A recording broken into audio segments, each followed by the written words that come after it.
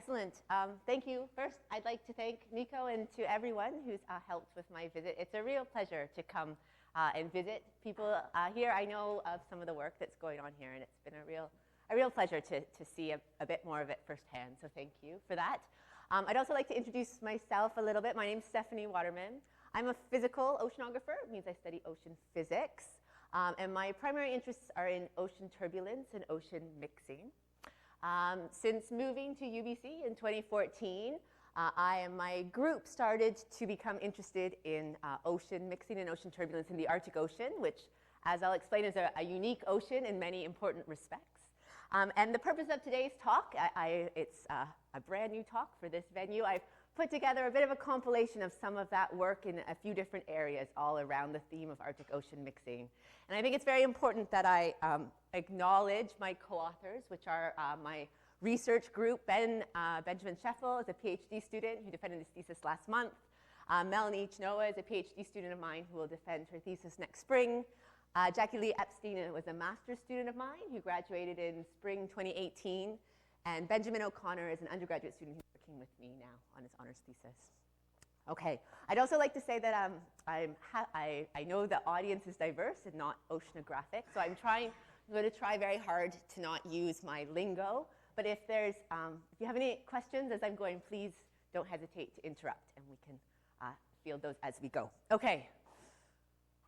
All right, so I'd like to motivate my talk in a similar way that many talks these days in my field are motivated.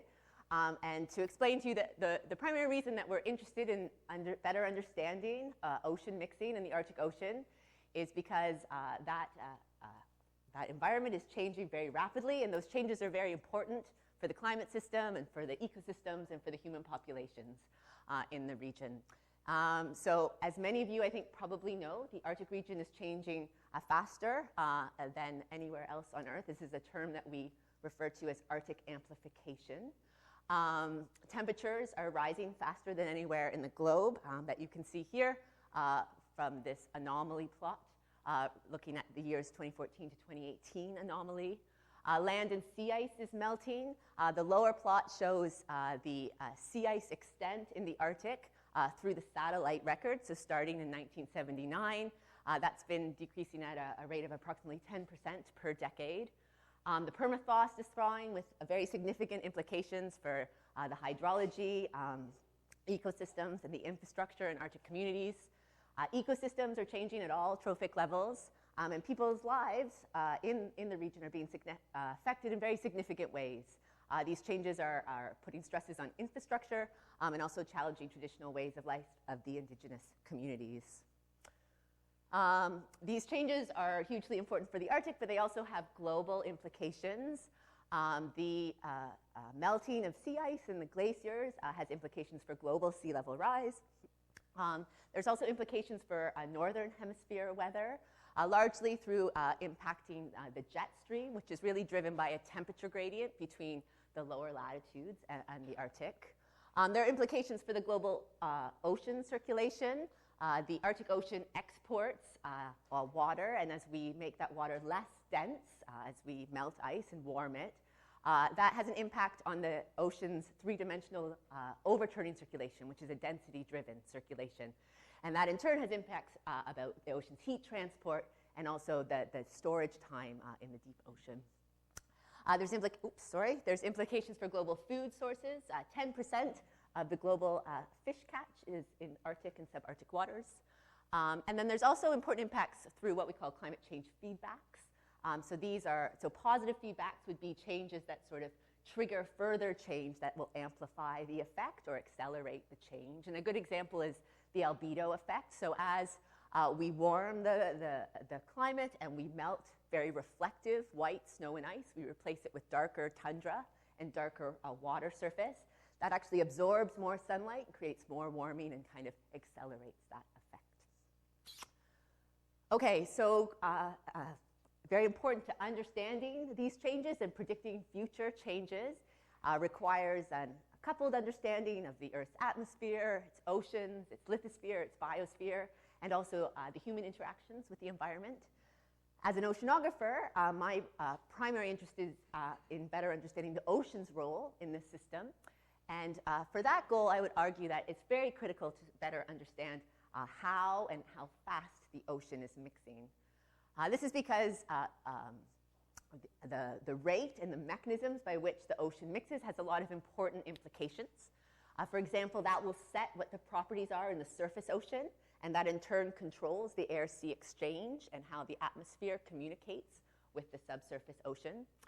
Ocean mixing is an important process in the vertical transport of heat through the ocean, which can have impacts and influences on future sea ice melt.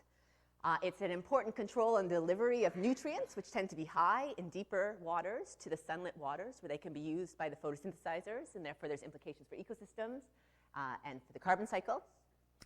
The mixing rate and where the ocean mixes is very important to setting the density of those exported waters from the Arctic to the global overturning circulation. And finally, and I think this is actually a really critical one, better understanding how the ocean mixes, how fast it's mixing, and how to represent that process in ocean models is really very important towards our ability to accurately model the ocean circulation and to make robust predictions of future environmental change. It turns out that our ocean models are quite sensitive to how we prescribe the mixing rate in them. And so there are a lot of implications for small changes in the rate and the distribution of those mixing rates, which I'll talk about a little towards the end of this talk. Any questions so far? All right. Okay, so what do we know about ocean mixing generally? Well, away from the boundaries, so away from the surface boundary layer and the bottom boundary layer and the lateral sidewalls, so in the ocean interior, we think that we have lots of evidence to believe that the primary way at which this ocean interior is mixing is through turbulence that's created by a breaking internal wave field. Now, an internal wave field is just like a surface gravity wave field, but it exists in the interior of a stratified fluid, okay? And it's ubiquitous throughout the world's ocean, and it's through the internal wave field will be generated, it will propagate, and eventually through interactions with itself and with the environment will become a small enough scale to be unstable and break through shear or convective instabilities. And it's that breaking that generates turbulence in the ocean interior, which we think is the primary source of mixing in the ocean interior in the world's ocean. We know enough to know that this mixing rate is highly variable in space. Early attempts to constrain the energy budget for the global ocean suggested that we needed an average mixing rate of 10 to the negative 4 meters squared per second. It's a very famous number.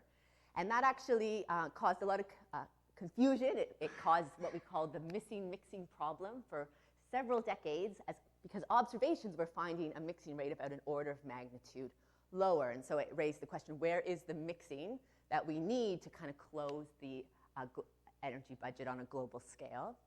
I think more recently we've come to understand that that missing mixing problem is solved by a mixing field that is characterized by a low background rate and then these important mixing hotspots, which really increase the net mixing and are required to close the energy budget.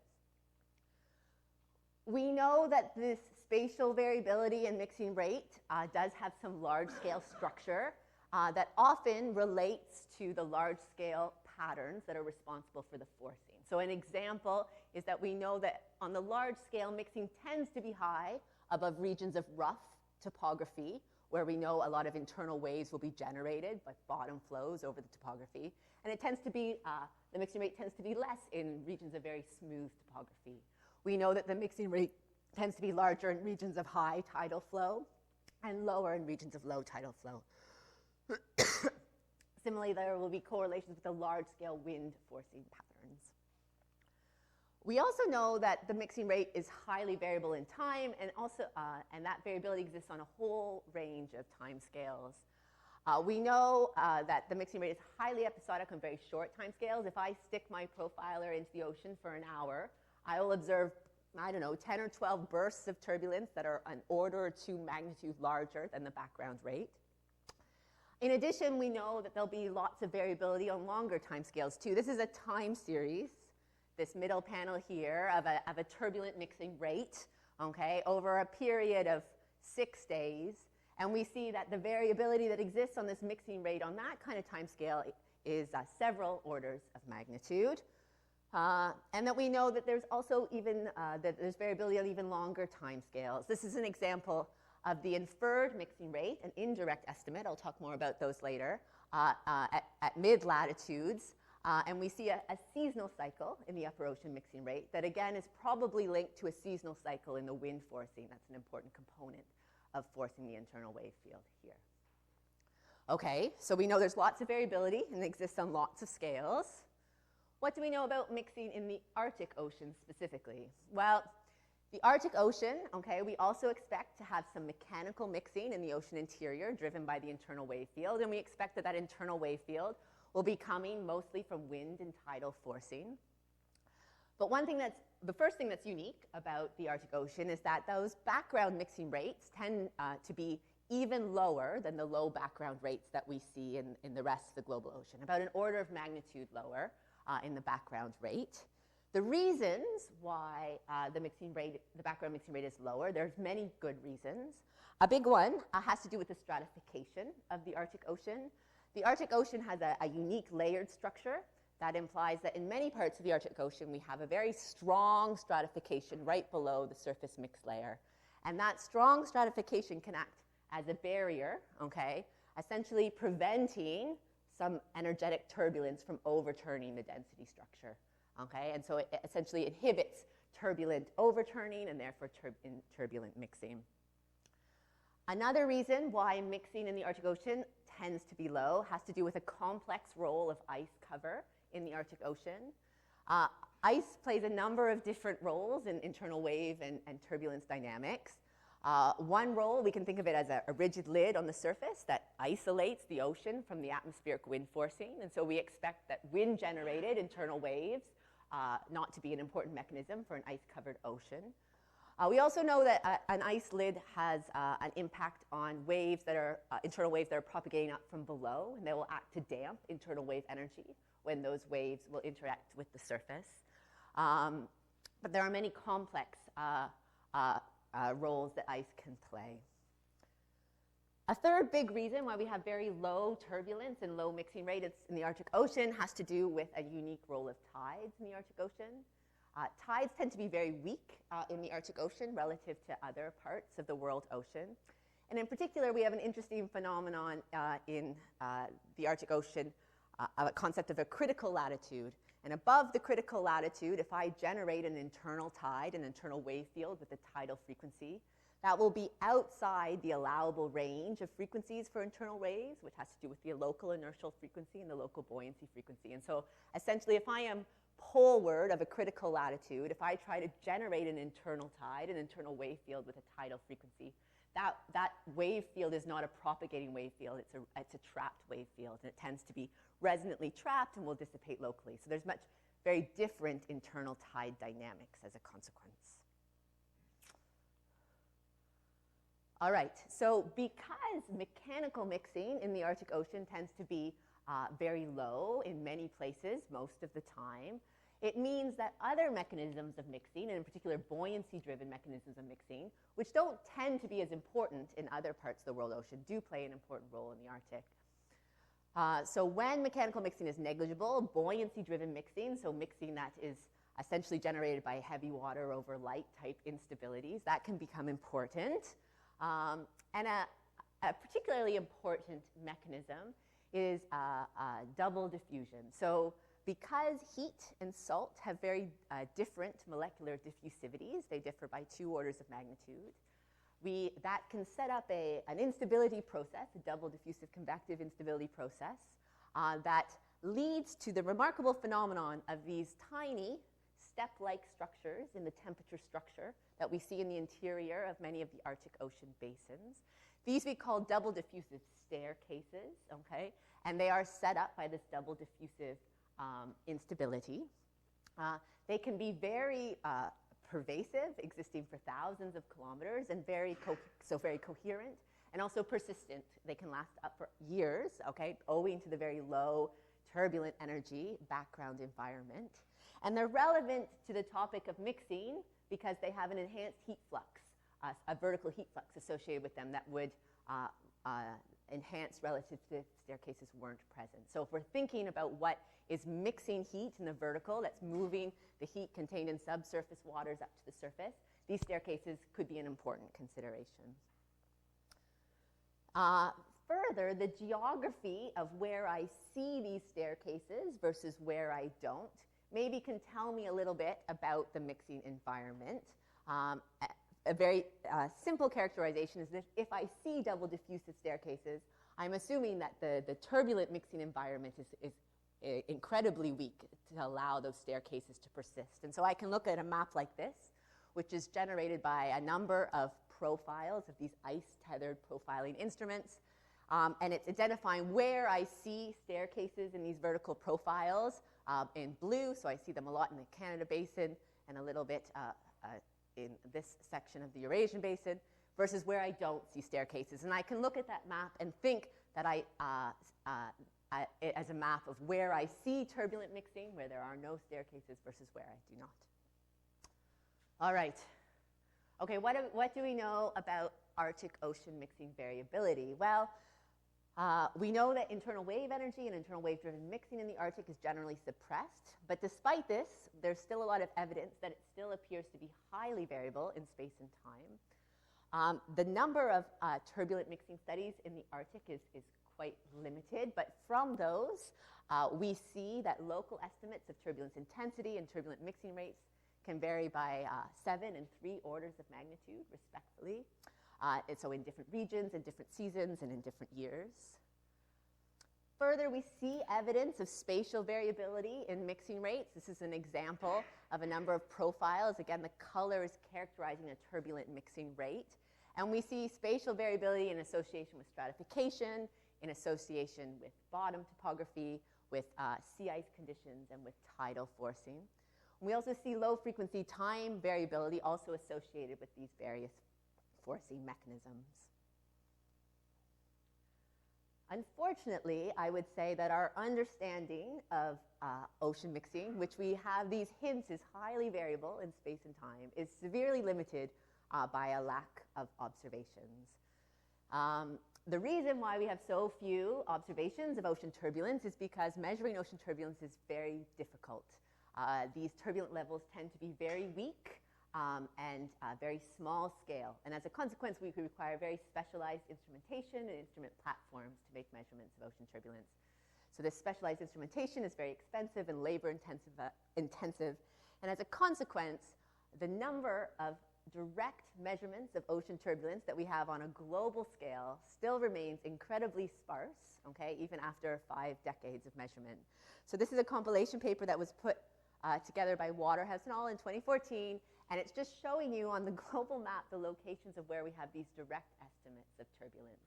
So you can count them, you know, on a few hands. All right. So our picture of this immense variability is put together with a very small number of observations. You know, if we think about how many observations we have in the Arctic, okay, given the harsh conditions and the remoteness, right, the situation is even more bleak, okay? The number of measurements that we have to characterize this process are extremely rare. And further, because of this lack of data, you know, people have come up with other ways to infer mixing from less specialized observations using parameterizations. And they've led to, you know, being able to fill in the map of mixing rates using these indirect estimates in a way that sort of looks like this. But these types of studies, which are very useful for getting some information about large-scale spatial and temporal patterns, have, for good reasons, neglected the Arctic region to date. All right? And I would say that this lack of data is very significant because it makes it difficult to do a number of things. It's very hard to put our isolated measurements into a proper context. It's very hard to say that we have a robust understanding of what even the mean mixing rate is, let alone its spatial and temporal variability. And further, it makes it very difficult to understand sort of the governing physics or the dynamical processes that are responsible for setting that space-time geography of the mixing rate. So I would say it's challenging us significantly. All right, so our research goal is, in our own limited way, to employ a variety of tools and methods to improve our understanding of Arctic Ocean mixing rates in particular. I'd like to understand the rates at which mixing is happening, the mechanisms, the space-time variability, and the implications of that space-time variability for bigger picture questions, say, like Arctic Ocean heat content and those kind of larger integrated properties. Oops, sorry. These are 3 specific questions, I think, that kind of characterize our goals. We'd like to be able to talk about statistical characterizations of the mixing rate in a region or over a time period and over a large range of scales. We'd like to be able to understand something about the mechanisms or the environmental factors that are modulating the variability in the mixing rates. And as I mentioned, I'd like to also understand the impact of, say, space-time geography of this mixing rate on larger scale properties like the Arctic Ocean state and its exports to the world oceans. So that's what governs our efforts. And at this point, I'm going to move on to talk more about our own work, but I'm going to pause just to ask if anyone has any questions about all that background. Yes? You know, these diffusion constants and stuff, I don't have an intuitive understanding Yeah. of what they are. You know, if you put a blob of hot water somewhere, Yeah. How long would it take to mix? A really long time. So when I put up, I've been avoiding using these words to try to be more accessible, but I've been putting up 2 metrics of turbulence intensity and turbulent mixing. The first one is epsilon. That is technically the rate of dissipation of turbulent kinetic energy. That's how fast is the viscosity taking out the kinetic energy, okay, at the molecular scale at which viscosity. And I won't have the statistics right, my grad student did it, but like typical rates, even in the global ocean, mid-latitude ocean, where it's not quite as weak here, this rate in the interior is very small. I think it's on the order of his analogy was something about a 60-watt light bulb in 50 Olympic swimming pools. Although I have to think carefully how you get that into dissipation rate. But these are very small rates of energy dissipation and turbulent mixing. So then the mixing rate in the mid-latitude ocean is ordered 10 to the negative 5 meters squared per second. So you'd have to put your 1 degree and use a kappa of that and a dt degrade, like a temperature gradient. Is there a time, like it would take 2,000 Yeah. years for it? Oh, I see. Yeah, it would take, if you had like a 1 degree temperature, I don't know, a time scale of like 1,000 years to diffuse away. Very weak. In the interior, not in the boundary layers, but we're not talking about the boundary layers. Yeah, good, great. Any other questions? Yeah? I'm wondering why in this modern day when we have drones and robots. I'm going to tell you about drones. Yeah, like why They're the they future. don't work together. Okay. The robot revolution is underway. Okay, wait, I got to go back. Okay, is there any other questions? It's still hard. Like, I'm a person who's trying to fly one of these things. It's very beta technology. Like, it's still a very challenging environment. You know, you're putting these things down to huge pressure. It's very difficult, even in this modern age. But yes, it's coming. Any other questions? Yes? You mentioned at the beginning that the Arctic, the climate in the Arctic is changing faster than any other. The temperature is rising faster. Is there a simple understanding of why that would be? Why we have Arctic amplification. You know, we talk a lot about that. Where's Paul? Paul, ye can't talk. He's not well. Yeah, I think correct me if I'm wrong, there are a few ideas. We're not clear exactly why we have an amplified signal. Lots of positive feedbacks. Okay. Okay, great. I'm glad you're here, Paul. Okay.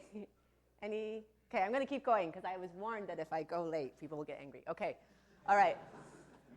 Okay, so this is so for the rest of the talk, I'm going to tell you, that was about sort of what we know as a community. And for the rest of the talk, I'm going to talk about some of the things we've been doing in the last 5 years. And this is my overview. I'm going to talk about, we're basically trying to better understand Arctic Ocean mixing by addressing the data gap in our limited ways. And we're doing that in 3 ways. We're going to try to make the robots take better measurements. We're going to try to do some data mining and some indirect estimates from that. And we're going to try to understand the implications with basically like thought experiments using climate models. So I'm going to tell you briefly about the types of things we're doing.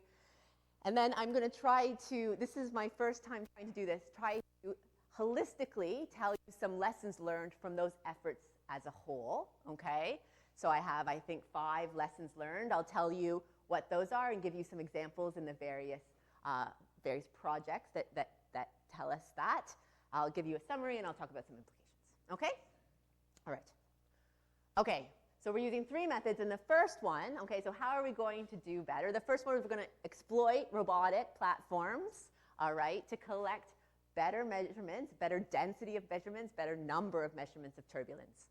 All right, so for those of you who don't know, the robot revolution in observational oceanography is underway. This is the robotic fleet of the National Oceanography Center in Southampton in UK. It's very impressive. These are all various different. Basically, we talk about marine robots as observing platforms that either can be controlled or that can make their own sampling decisions. And there, in the last decade, I would say a plethora of different types of platforms have been coming online at various levels of development. We don't have quite the same fleet at UBC, but we do have one beloved glider, ocean glider. His name is Mike. I'll explain later why that is the case. And he is a class of ocean robot called an ocean glider. So what gliders are, they don't have motors, but how they propel themselves is they adjust their buoyancy, and in the stratified water column, that makes them rise and fall in a stratified water column. And then you stick some wings on them, and so the rising and the falling turns into a zigzag profiling motion. Why is this good? It's good for a few reasons. It's very low energy, right? So I have a long endurance. I got 1 battery and lots of sun sensors, so I want to not spend a lot of battery. And it's also a very quiet way of propelling myself through the water, which is good if I'm trying to make measurements of very small scale, weak turbulent motion. Okay? Gliders are controllable in the sense that we give them a waypoint, and then they can go towards that predetermined waypoint. They have an internal compass and some accelerometers, so when they're under the water, they're trying to figure out where they are. And every once in a while, we tell them to come to the surface and speak to us via the satellites, where they can actually know where they are, and then we can give them some updated instructions, and they can tell us what they've been seeing. We equip these platforms with a huge number of sensors, depending on what you're interested in. We measure things like water temperature, salinity, the concentration of dissolved oxygen, the concentration of chlorophyll A, which tells us something about primary productivity. The list goes on. And as I mentioned, how they work is we tell them to do a set number of yo's, we call them, and then they come to the surface and they call home. We tell them what they're going to do next. All right, sounds very easy. Okay, they give us beautiful pictures of multiple ocean variables at a very high level of detail. And so this is just an example. This is not from the Arctic. This is from the Scotian Shelf. This is from a glider mission that another student of mine, Tara Howitt, led on the East Coast last summer. And so you're seeing fields of temperature, salinity, density, the dissolved oxygen concentration, and this one had acoustics on it, so I'm measuring sort of the density of zooplankton in the water. And yes, long duration data sets with a very high level of space-time resolution. So it's a very beautiful way to look at the interior of the ocean. Mike is special because he has an instrument called a micro-rider, hence his name, all right, which is a turbulence sensing instrument that we beautifully nail on top of this lovely hydrodynamic vehicle. And this is what the turbulence sensor looks like. So this is the instrument that's measuring the very small scale, centimeter scale, velocity and temperature gradients that I need to infer my turbulent dissipation rate or my turbulent mixing rate. And so, as I mentioned, gliders are actually really excellent turbulence platforms for a few reasons. They're very quiet, so actually these kind of instruments on gliders can resolve very weak turbulence levels on par with the best traditional profilers. They also can make sustained observations for like quite a long period of time at high resolution, and that's really helpful for the sampling problem of turbulence, which tends to be log normally distributed and have a few high-end outliers.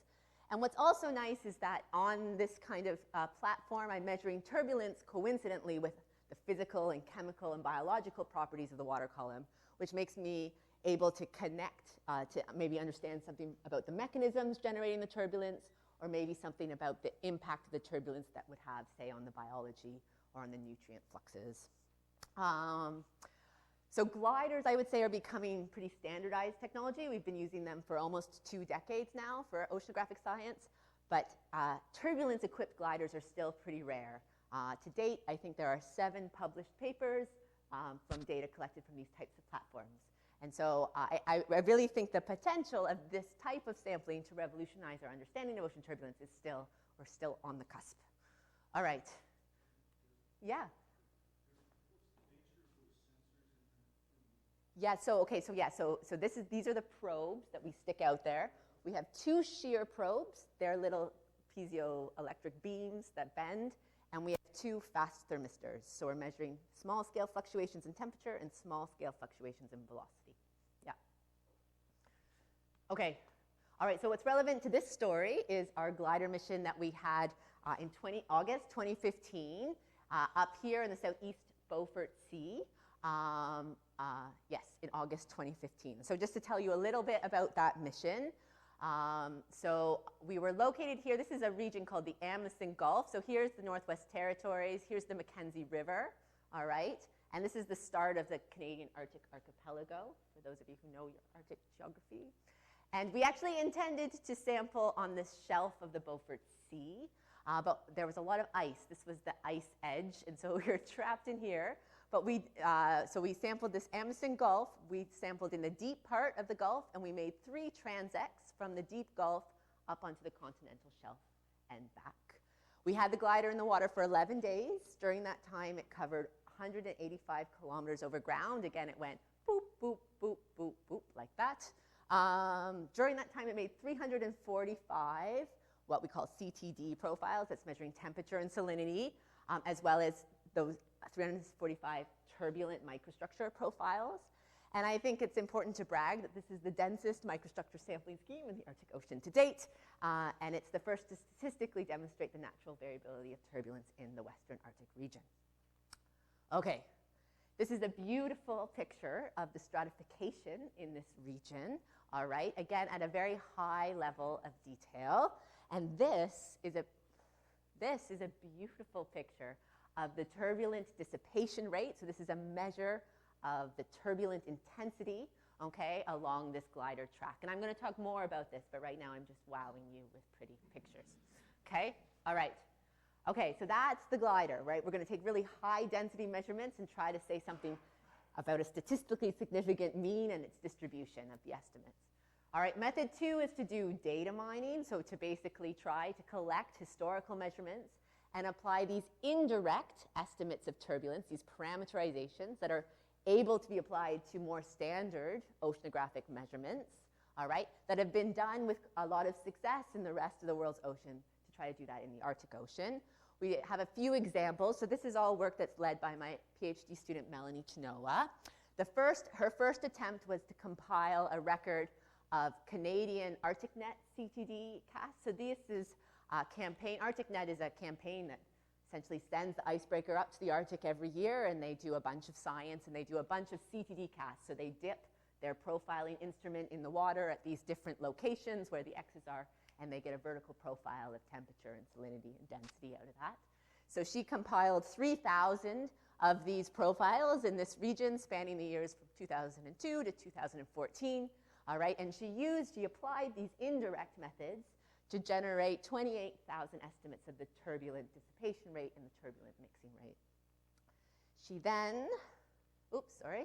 then moved on.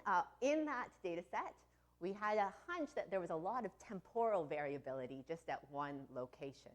And so she next then applied these indirect methods to mooring records. So a mooring is basically I put an anchor down, and I put a wire on it, and I put some buoyancy on it so it stands up, and then I instrument that wire.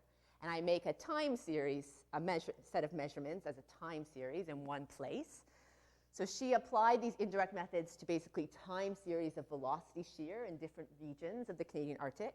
And so then we get a sense of what the indirect estimate of turbulent intensity, how it varies in time in one place. This is an example from a set of moorings in Barrow Strait in the Canadian Arctic Archipelago. And we have a really wonderful record, a 9-year record of velocity shear there. And she was able to construct, again, a 9-year time series of her estimated turbulence intensity from that. And then her final chapter in her PhD went pan-Arctic. She exploited something called the Itp Network, which I mentioned very quickly, I think, in my introduction. This is an international effort where they've put these profilers on the drifting ice flows in the Arctic. So these ice flows sort of move around, and they've got this profiler that's hung off the bottom of it, and the profiler goes up and down and takes vertical profiles of temperature and salinity. The program's been going since 2004. And this is a map. It's sort of hard to see because there's a lot of tracks superimposed, but this is a map of the tracks of those ITPs during that time. And to date, as of last night, they have collected 125,828 profiles. So Melanie hasn't used quite all of those, but almost all of them. And from those, Melanie has been able to generate about 250,000 estimates of the turbulent dissipation rate. Okay. All right. So that was method 2. And then method 3 is to use models as a tool to try to better understand what the implications of the variability that we're trying to get a handle on is. And so we've been playing with this in 2 different ways. We're collaborating with Paul Meyer's group at the University of Alberta. He runs a really wonderful configuration that has the Arctic Ocean and the North Atlantic Ocean called, it's a NEMO Anaphore configuration, a realistic simulation of the ocean circulation. We've also been working with Jeff Scott at MIT. He runs the MIT GCM Arctic Cap model configuration. And in both these models, we basically play games, and we go and artificially play with the mixing rate and its space-time variability and ask what difference does it make. We've been asking 2 different questions. The first one is, how sensitive is the modeled Arctic Ocean state and its exports to changing the strength and then the geography or the spatial distribution of the mixing rate? And then the second thought experiment we've played is we've added a physically based parameterization of tidal mixing in particular to the Arctic Ocean and asked what difference does it make when you add this extra mechanism of mixing to the Arctic Ocean. Okay, I'm going to get to my results now, so I'm going to pause again. Are there any questions? Yeah.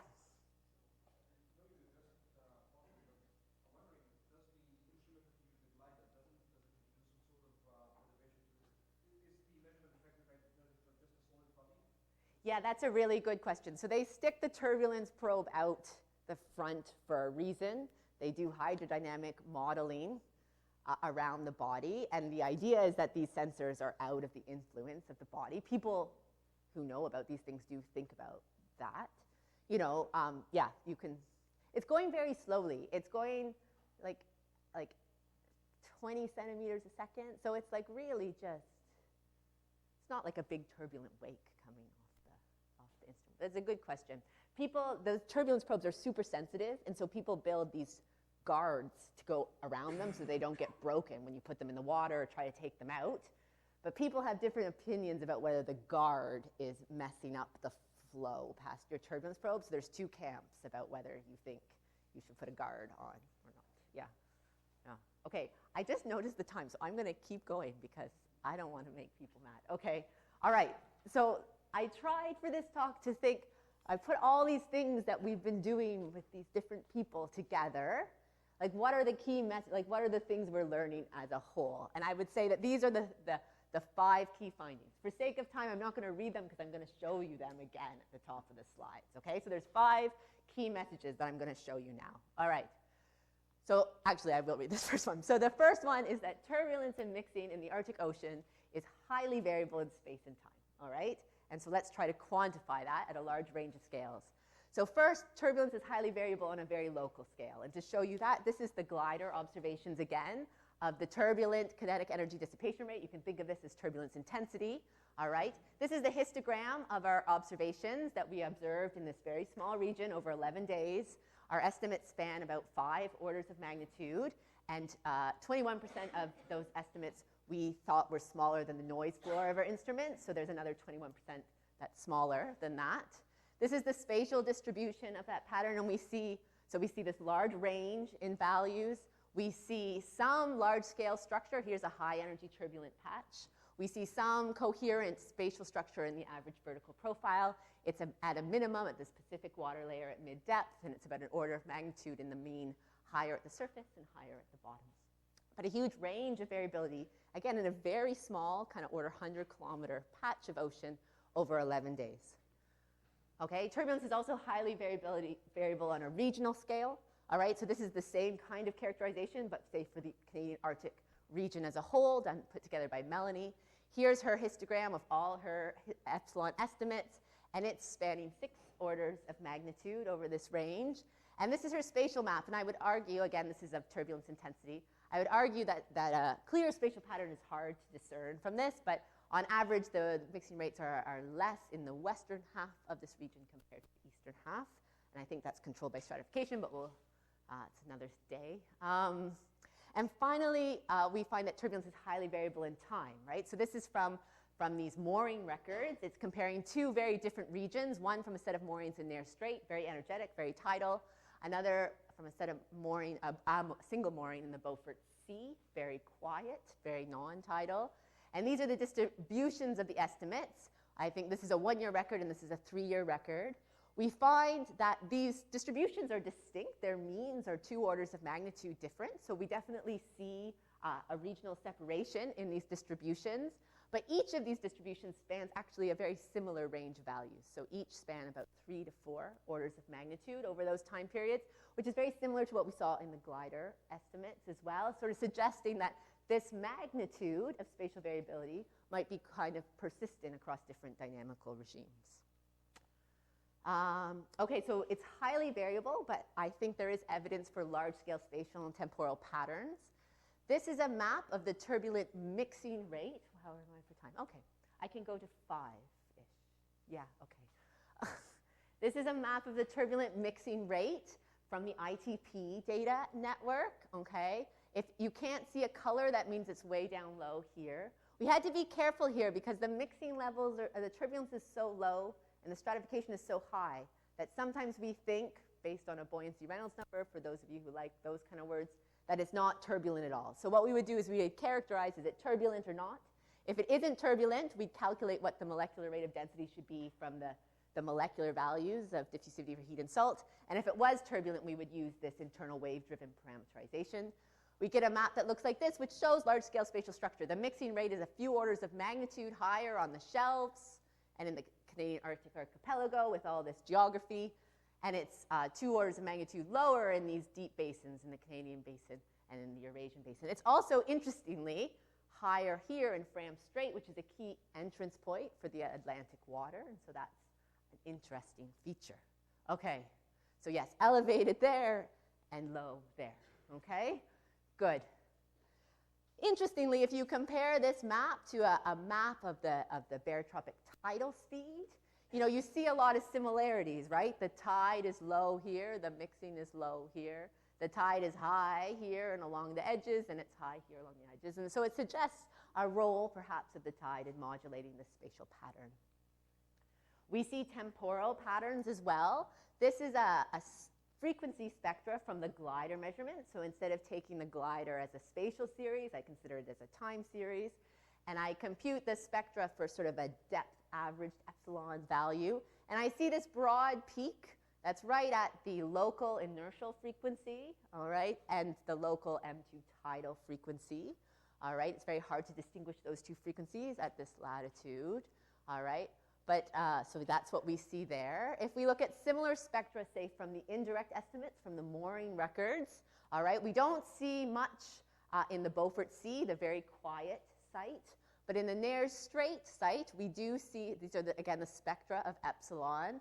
We do see spectral peaks, all right, at the diurnal and semidiurnal and some of the higher tidal harmonic frequencies. So again, I would say that these frequency timescales coming out suggest perhaps a role of the tide in modulating the turbulence in these locations.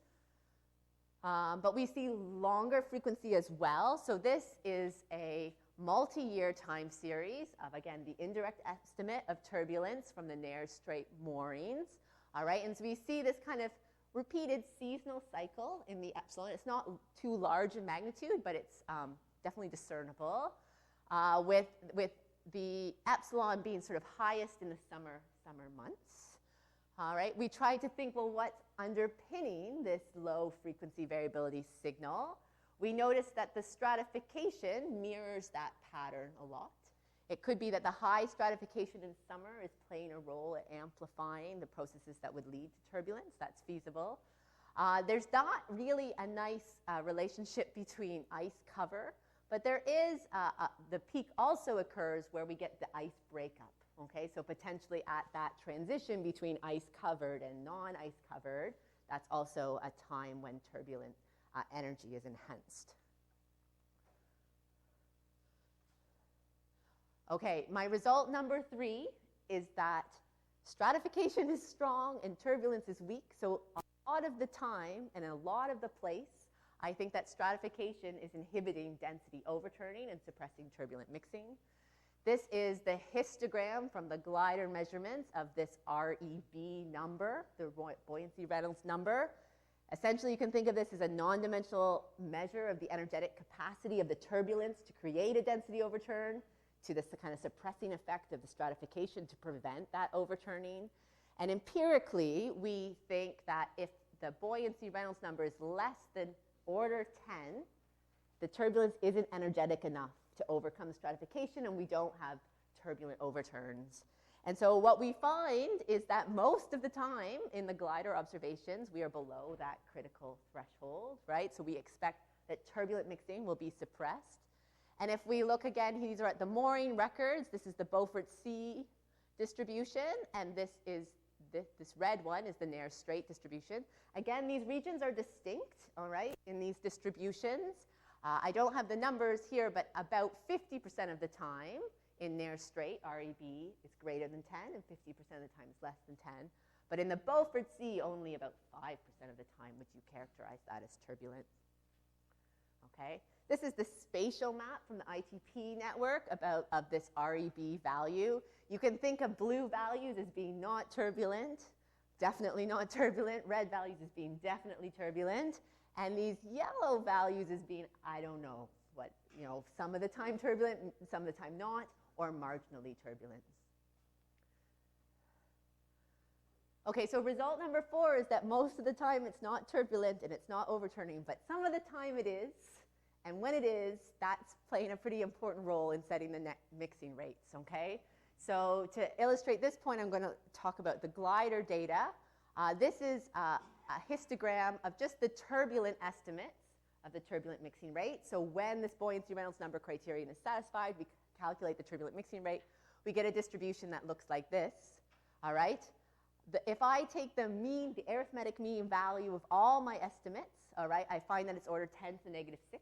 So that's multiple orders of magnitude higher than the molecular rate. So that's saying that 7% of my estimates are basically bringing up my mean mixing rate several orders of magnitude. So those 7% of measurements are very important if you want to characterize the bulk or the net buoyancy transformation that you had over that observational period.